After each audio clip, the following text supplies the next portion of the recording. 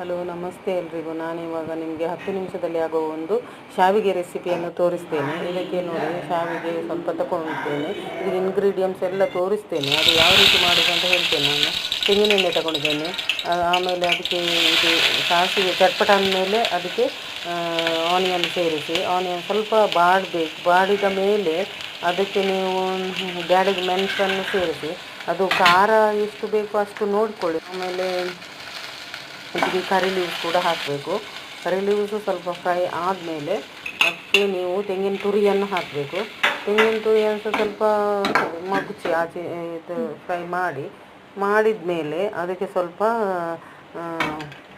ಶಾವಿಗೆಯನ್ನು ಸೇರಿಸಿ. ನಾನು ಒಂದು ಪ್ಯಾಕೆಟ್ ಫುಲ್ ಹಾಕಲಿಲ್ಲ, ಸ್ವಲ್ಪ ನಾನು ಹಾಕಿದ್ದೇನೆ ಅಷ್ಟೇ. ಬಿಸಿ ನೀರು ಕೂಡ ಪಕ್ಕದಲ್ಲಿ ಇಟ್ಟಿದ್ದೇನೆ, ಅದನ್ನು ನಾನು ಬಿಸಿ ನೀರು ಕೂಡ ಅದಕ್ಕೆ ಸೇರಿಸ್ತೇನೆ.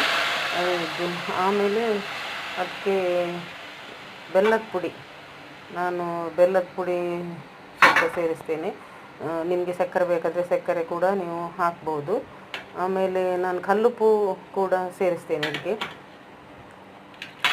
ಕಲ್ಲುಪ್ಪು ಹಾಕಿದ ಮೇಲೆ ಸ್ವಲ್ಪ ಮಗಚಿ ಆಚೆ ಈಚೆ ಮಗಚಿ 10 ನಿಮಿಷದಲ್ಲಿ ಇದಾಗುತ್ತೆ. ಆಮೇಲೆ ತುಪ್ಪವನ್ನು ಸೇರಿಸಬೇಕು. ನನ್ನ ಈ ವಿಡಿಯೋ ನೋಡಿದ ಎಲ್ಲರಿಗೂ ಥ್ಯಾಂಕ್ಸ್ ಅಂತ ಹೇಳ್ತೇನೆ. ಆಮೇಲೆ ನನ್ನ ವಿಡಿಯೋಗೆ ಲೈಕ್ ಮಾಡಿ, ಸಬ್ಸ್ಕ್ರೈಬ್ ಮಾಡಿ, ಶೇರ್ ಮಾಡಿ. Thank you.